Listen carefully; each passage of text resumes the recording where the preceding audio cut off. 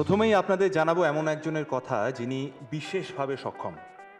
জন্ম থেকেই তার দুটি হাত ছোট, কাজেই হাতের জোর কম, কিন্তু তাতে কি, মনের জোর একেবারে আকাশ ছোঁয়া। পা দিয়ে লেখা শিখে মাধ্যমিক পাশ করেন, আর খেলার মাঠ তার সব থেকে পছন্দের জায়গা। খো খো খেলার জাতীয় চ্যাম্পিয়নরা অনেকেই তার ট্রেনিং প্রাপ্ত। নদিয়া জেলার চাকদহর দোয়ারডাঙ্গার শিশু থেকে যুবক যুবতী সকলের আইডল তিনি। কিভাবে, আসুন দেখে নিন।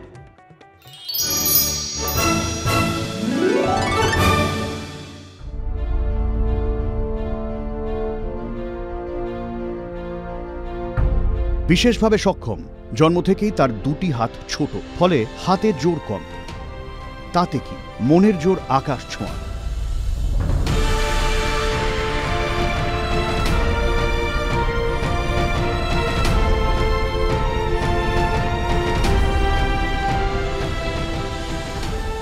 আমি খেলাধুলো করতে পারতাম না, তখন আমার একটা খুব দুঃখ লাগতো। তারপরে আমি দেখতাম ওরা খেলাধুলো করছে, আমি করতে পারছি না। আমার খুব আগ্রহ ছিল যে আমি কি করে করা যায় দেখি খেলবো।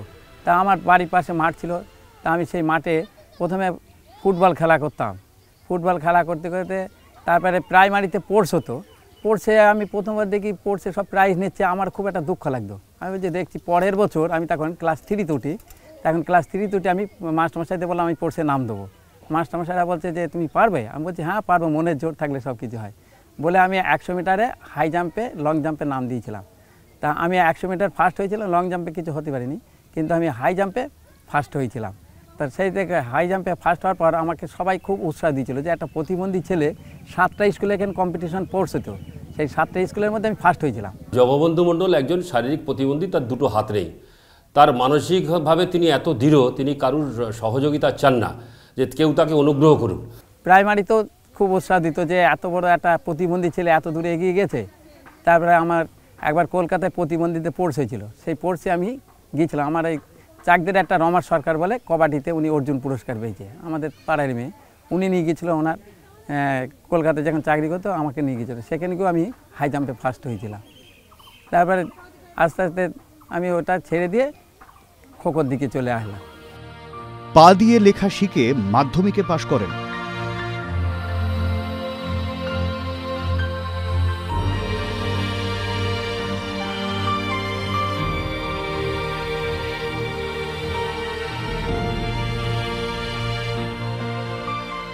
মাধ্যমিক পরীক্ষার সময় বাড়িতে সব বললো যে তোমার পায়ে লেগে যাবে, পায়ে লেগে গেলে আমি পায়ে লেগে মাধ্যমিক পরীক্ষা দিয়ে, তো তখন আমি ফুটবলটা একটু কম করে দিলাম, দিয়ে হাই জাম্পের ওপর জোর বেশি দিয়েছিলাম।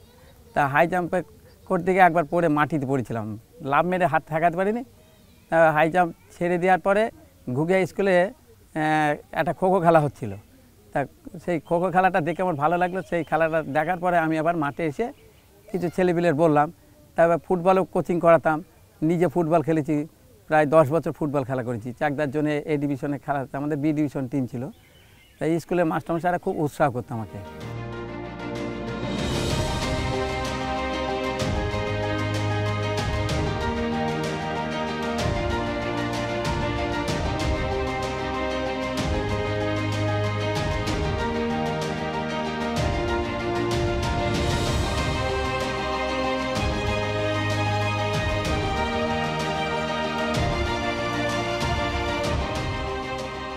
আজকে তিনি চাষবাসও করেন, তার কিছু জমি আছে, সেখানে কিছু চাষবাসও করেন।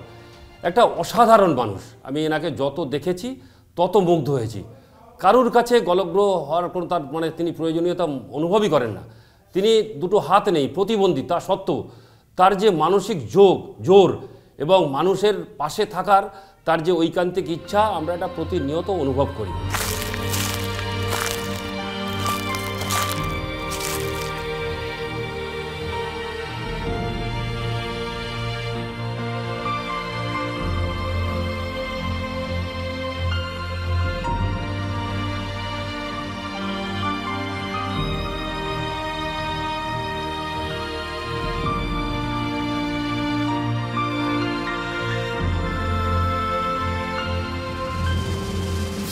খেলাধুলাতেও পারদর্শী, সব ধরনের খেলা খেলতে না পারলেও হাই জাম্পে চ্যাম্পিয়ন। খেলার মাঠ তার সবথেকে পছন্দের জায়গা।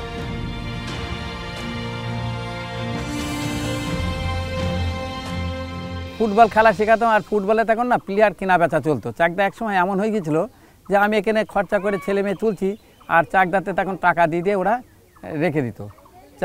টাকা দিয়ে আমি টাকা দিতে পারতাম না বলে আমি রাগ করে তখন ফুটবল ছেড়ে দিয়ে খোখো নিয়ে পড়লাম।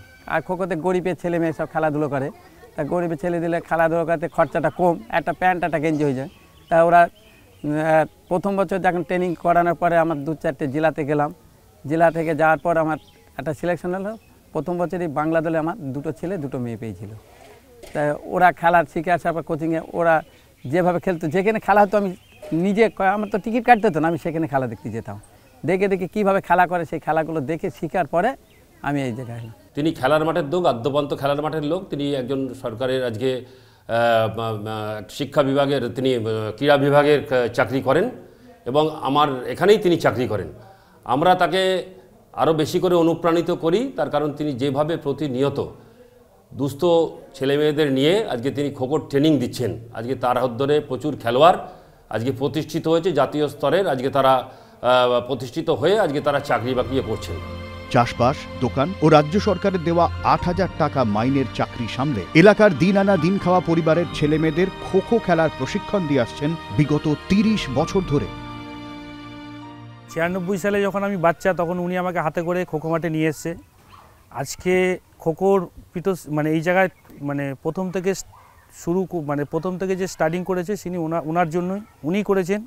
আজকে এই মাঠ থেকে বহু ন্যাশনাল প্লেয়ার বার হয়েছে শুধুমাত্র ওনার কোচিংয়েই। প্রচুর প্লেয়ার এখান থেকে চাকরি পেয়েছে শুধু ওনার কোচিং বা ওনার সফলতার পিছনে ওনার সফলতা ছিল বলেই তার জন্যই পেয়েছে। এখনও উনি প্রতিদিন মাঠে থাকেন, প্রতিদিন মাঠে রেগুলার 2:30 থেকে 3টের মধ্যে বাচ্চাদের নিয়ে এসে মাঠে প্র্যাকটিসটা চালু করে। ওনাকে আমরা যতটুকু পারি সাহায্য করি, কিন্তু ম্যাক্সিমামটা উনিই করেন।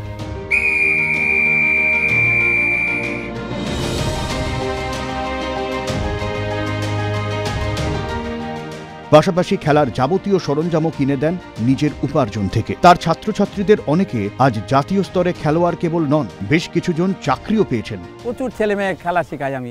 প্রথমে আমার প্রতি বছরে বাংলা দলে 6টা ছেলে 6টা মেয়ে আমার টিমে থাকতো। এত খেলা তখন কিন্তু এত খোখোতে প্রসার ছিল না। ওই দেখা যাচ্ছে 2,000-5,000 টাকা একটা দিত, স্কলারশিপ দিত। তারপরে আমার মাঠে একটা মেয়ে বাংলা দলের সেরা প্লেয়ার হয়েছিল, খুব গরিব, গঙ্গাধারে বাড়ি পড়েছিল। তাকে নিয়ে আমরা বলার পর ওকে একটা চাকরি দিল, স্পোর্টস কাউন্সিলে চাকরি দিয়েছিল। সে মেয়েটা 42টা ন্যাশনাল করেছে।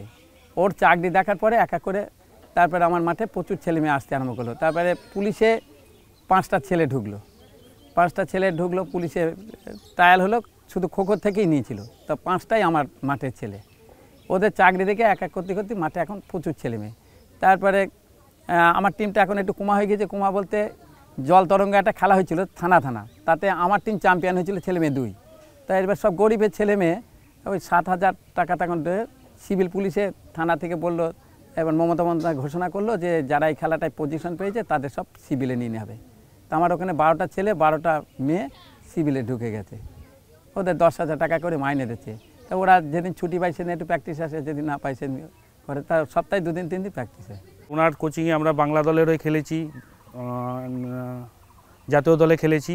তার পরবর্তীতে খেলা ছাড়ার পরে উনি আমাদেরকে কোচিং ব্যাপারটা শিখিয়েছেন, কোচিংটা করছি, বা অফিস রিডিং ব্যাপারটা শিখেছি। খেলার যেগুলো পার্ট থাকে সেই পার্টগুলো ওনার কাছ থেকে আমাদের শিক্ষা নেওয়া, সেই থেকে আমরা করে আসছি। আজকে পশ্চিমবাংলা বলুন, বাংলা ইন্ডিয়াতে বলুন, ওনার কোচিং বা ওনার সব কিছু নিয়েই আজকে আমরা বড় হয়েছি, বড় জায়গায় যাচ্ছি। স্যার খুব ভালো, আমাদের খুব ভালোবাসে। তারপরে আমাদের ভালো মতন বোঝায়, কি করে খেলতে হয় সেটাও ভালো করে বোঝায়। স্যার খুব ভালো মনের মানুষ। নদিয়া জেলার চাকদার দোয়ারডাঙ্গার শিশু থেকে যুবক যুবতীর আইডল জগবন্ধু মণ্ডল স্যার।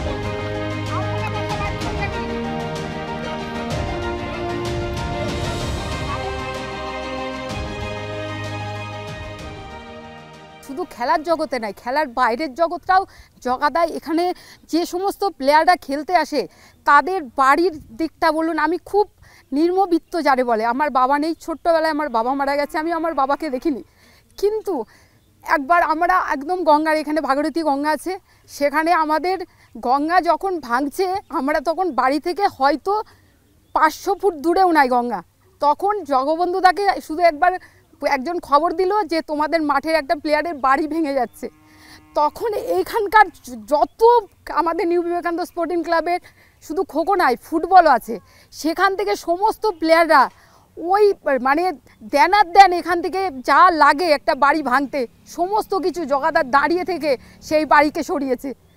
আর খেলার জগৎ তো জগাদার, আমার জীবনের খেলার জগৎ মানে জগাদা, সমস্ত কিছু হচ্ছে আমাদের জগবন্ধুদা। তার কারণ জগবন্ধুদা এখনও পর্যন্ত জগাদা আমরা যা বলে সেটাই আমরা শুনি, তার কারণ জগবন্ধুদার বিকল্প আমার জীবনে আর কেউ নেই কোচ। যে বাড়িতে ছেলেপিলে আছে দেখা যাচ্ছে প্রাইমারিতে পড়ে, অঙ্গনারী থেকে প্রাইমারি দিচ্ছে, আমি সেই যে কোনো প্রাইমারি আছে আমি সেই প্রাইমারিতে স্কুলে মাস্টারমশাইকে বলি এখানে পাঠান। মাস্টারমশাই আমাকে যখন পোর্টস আসে তখন বলে জগবন্ধু এই 7টা স্কুলে বলে আমার বাচ্চা কোনটা একটু দেখো। আমি বলছি তোমরা পোর্টসের সময় 2 দিন বলো দেখো, আমি তো সারাদিন মাঠে পড়ে থাকি, বাচ্চাদের জন্যই থাকি, তোমরা 12 মাস মাঠে বাচ্চাগুলো পাঠাও। আর বলে ওই গার্জেনরা ছবি আঁকায় পাঠায়, নাচে পাঠায়, খোখোতে কী আছে। আমি বললাম না থাক, শরীরটা তো ভালো থাকবে, শরীরটা ভালো থাকবে, আমি বাচ্চাদের মধ্যে আনন্দ দিতে থাকবো।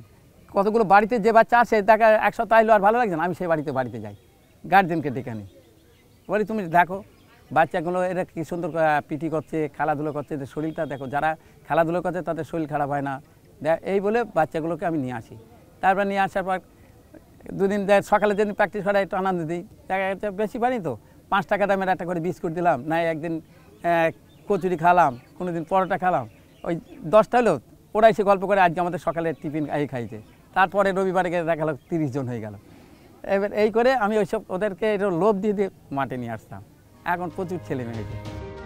সদিচ্ছা থাকলে কোনো প্রতিবন্ধকতাই যে অন্তরায় নয় তা প্রমাণ করেছেন নদিয়ার জগবন্ধু মণ্ডল।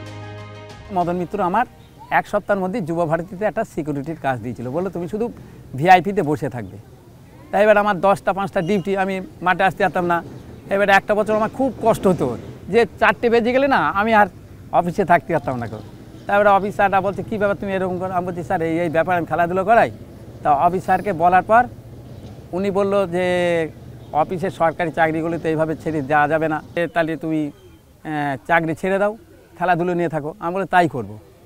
এবার আমি ওই যে তাই করবো বলে যে জেদ শুনে সেই অফিসার তখন আমাকে বললো ঠিক আছে তুমি 7টা 2টো ডিউটি করতে পারবা। আমি বললাম হ্যাঁ স্যার, তাই আমি 7টা করবো। এখান থেকে 4টের সময় হেঁটে চাকদা স্টেশন যেতাম, গিয়ে 7টার মধ্যে যুব ভারতীতে ডিউটি করতাম। তারপরে 1 সপ্তাহ ডিউটি কর স্যার দেখলো যে সত্যি যেতে পারে, একটা হ্যান্ডিক্যাপ ছেলে অত দূরতে আসছে, তখন স্যার আমাকে বললো তুমি 12টায় বেরিয়ে চলে যাবো বাড়ি। আমি 12টায় বেরিয়ে চলে আসতাম। তারপর আমি ক্রীড়াগুরু পুরস্কার পাওয়ার পর স্যারকে দেখালাম, পুরস্কারটা দেখার পর উনি সেই পুরস্কারটা দেখার পর বললো যে ঠিক আছে তুমি এত দূর আসো।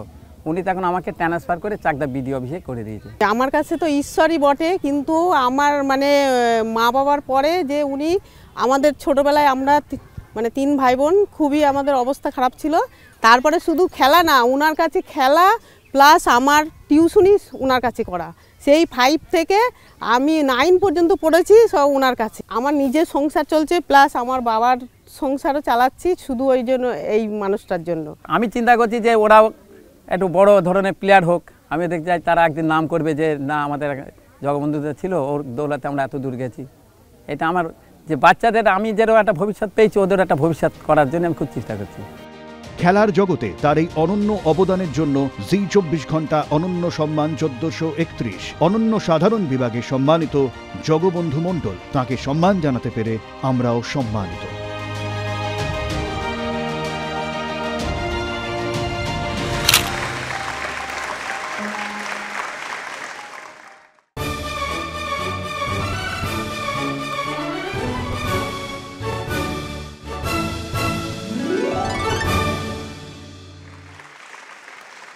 ক্রীড়াবিদ ও সমাজকর্মী শ্রী জগবন্ধু মণ্ডল, আপনাকে অনুরোধ জানাচ্ছি আপনি যদি আমাদের মঞ্চে আসেন।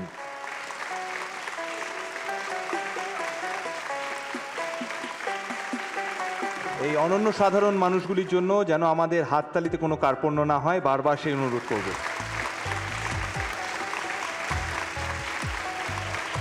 আমি মঞ্চে আসতে অনুরোধ করছি সিআরও রাজেশ সরিন স্যারকে, জি মিডিয়া কর্পোরেশন লিমিটেড। সেই সঙ্গে সঙ্গে মঞ্চে ডেকে নেব মাননীয় মন্ত্রী ডক্টর শশী পাজা মহাশয়াকে, এবং মঞ্চে ডেকে নেব বিশিষ্ট সাহিত্যিক স্বপ্নময় চক্রবর্তীকে। রাজেশ সরিন স্যারকে উত্তরীয়টি পড়িয়ে দেওয়ার জন্য অনুরোধ করছি।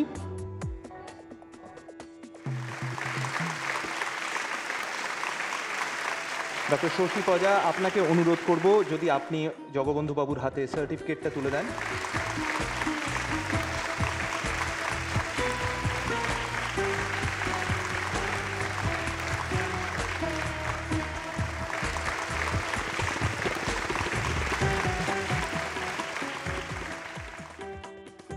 বিশিষ্ট সাহিত্যিক স্বপ্নময় চক্রবর্তীকে বলবো এই সুদৃশ্য ট্রফিটি যদি জগবন্ধু বাবুর হাতে তুলে দেন।